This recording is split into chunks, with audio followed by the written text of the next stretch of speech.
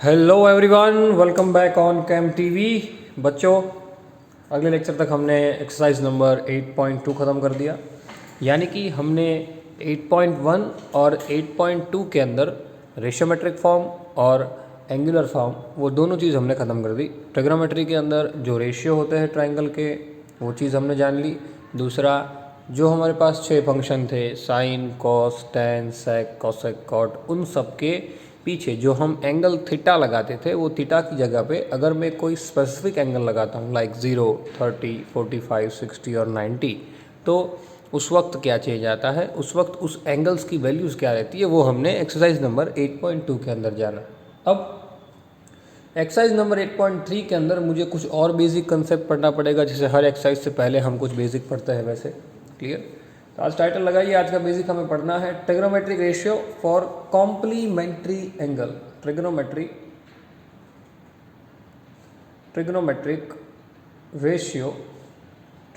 Ratio for complementary angle.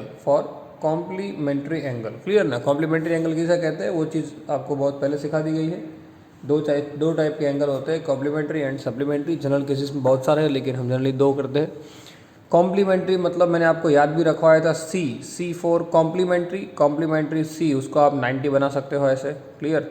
मतलब कि जो एंगल्स, जिस दो एंगल का टोटल क्या आता है 90 आता है, उसको हम क्या कहते हैं, एक दूसरे के कॉम्प्लीमेंट्री एंगल। और सप्लीमेंट्री एंगल, उसके अंदर एस आता है जैसे सप्लीमेंट्री में, तो उसको आप 180 बना सकते हो ऐसे। क्लियर?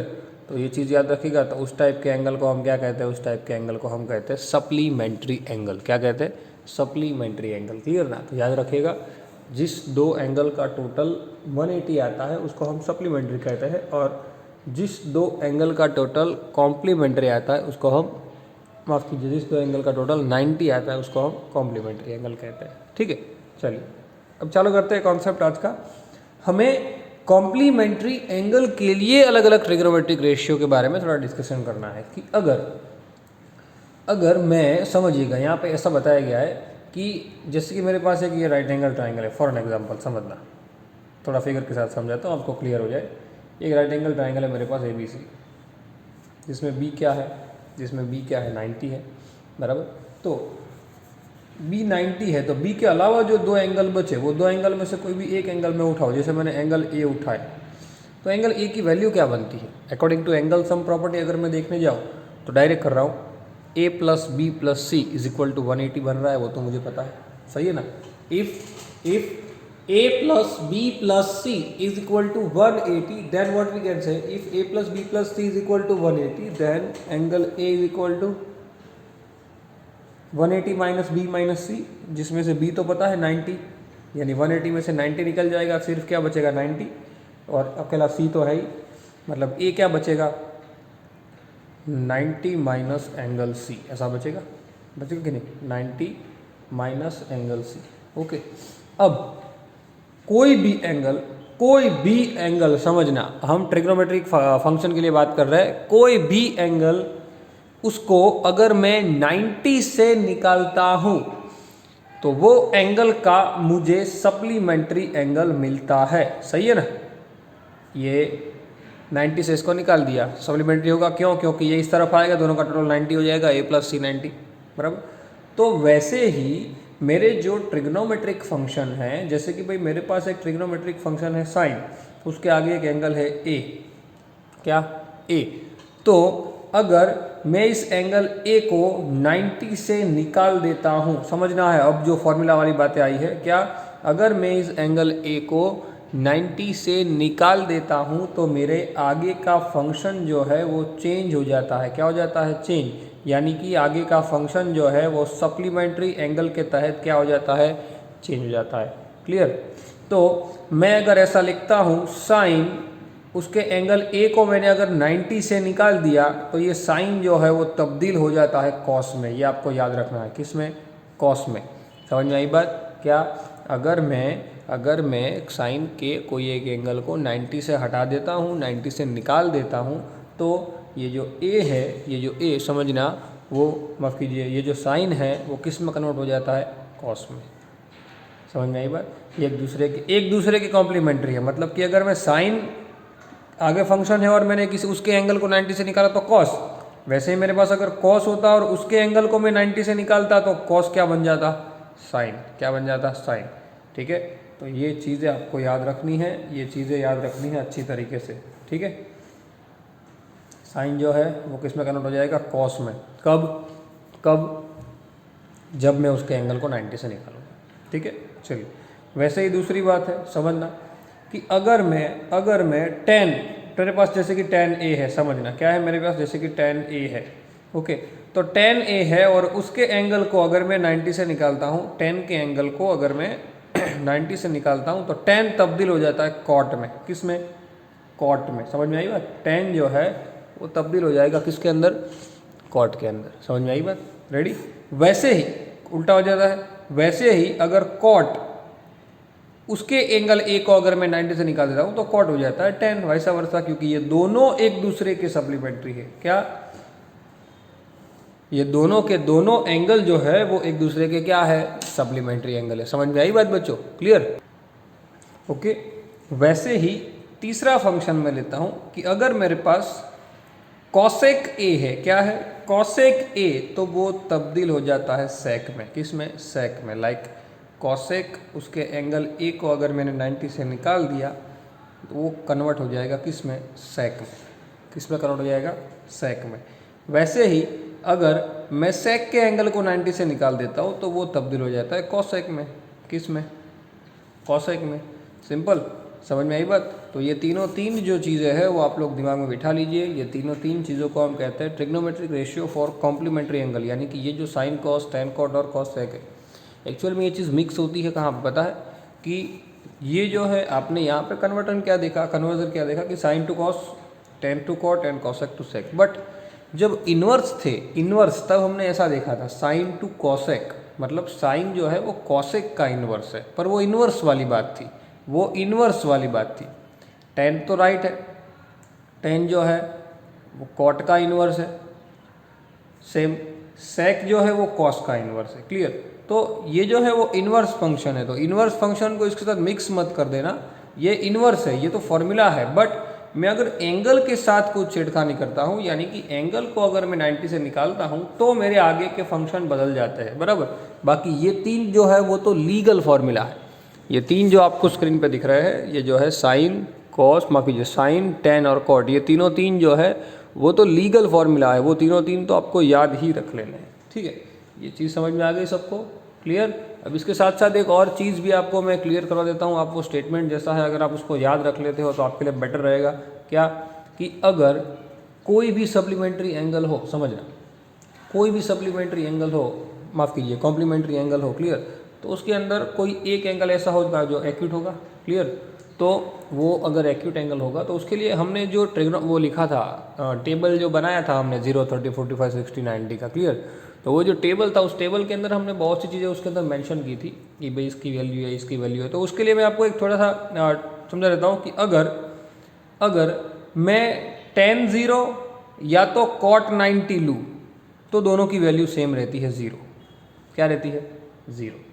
सेम अगर मैं sec 0, क्या, अगर मैं sec 0 या तो cosec 90 लूँ तो उनकी वैल्यू भी सेम रहती है, क्या, 1। और अगर मैं sec 90, समझना, क्या, अगर मैं sec 90 लेता हूँ या तो मैं cosec 0 लेता हूँ, समझना अच्छी तरीके से, हाँ, या तो मैं tan 90 लेता हूँ या तो मैं cot 0 लेता हूँ, तो ये सब की वैल्यू नॉट डिफाइन है। सब की वैल्यू क्या है, नॉट डिफाइन। जिसके अंदर हमने डिवाइड में 0 लिखा था ना, वो वाली बात, क्लियर। सब के अंदर क्या आएगा, नॉट डिफाइन। समझ में आई बात, क्लियर, रेडी। तो ये चीज़ बच्चों अच्छी तरीके से याद रख लीजिए, तो भी आपके लिए बहुत काम में आएगा। ठीक है, चलिए अब कुछ एग्जाम्पल देखते हैं इसके बेस वाले, तो आपको थोड़ा ज़्यादा क्लियर हो जाए।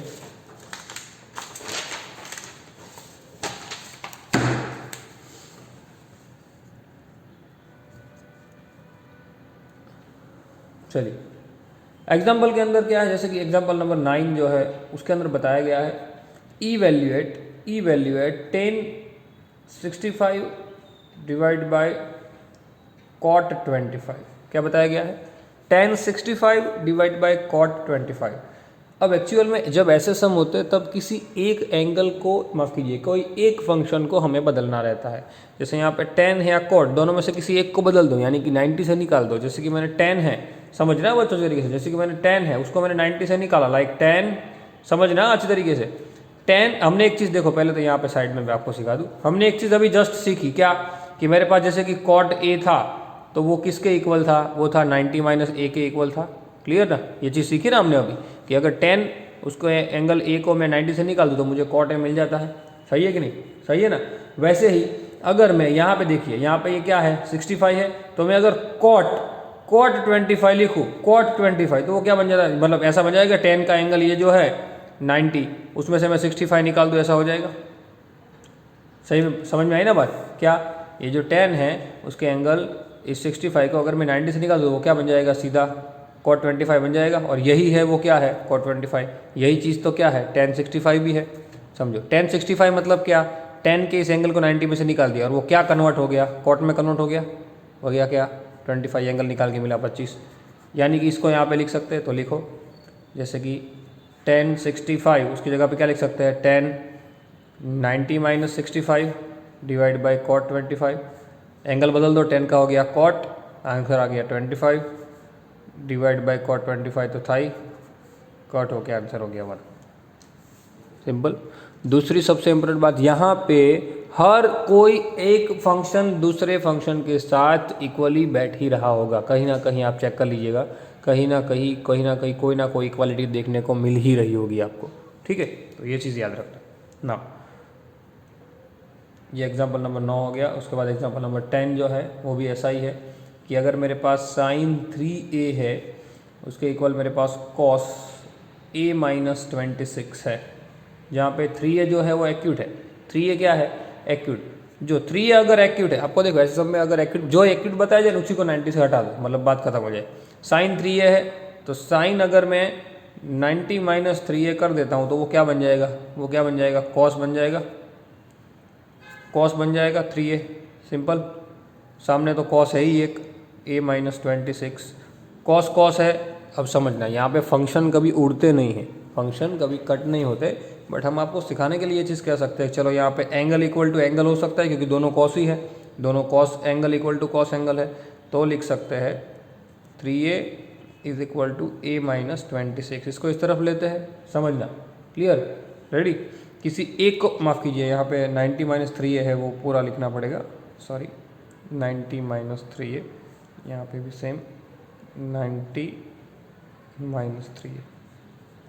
चलिए अब 26 को इस तरफ लेते हैं, 3a को इस तरफ लेते हैं, 90 इस तरफ आएगा प्लस 26 हो जाएगा, इस तरफ a था प्लस हो जाएगा 3a, a plus 3a 4a, इस तरफ 90 प्लस 26 दोनों को टोटल कर देते हैं 6 116, उसको 4 से डिवाइड कर दो 29, सीधा दिख रहा है।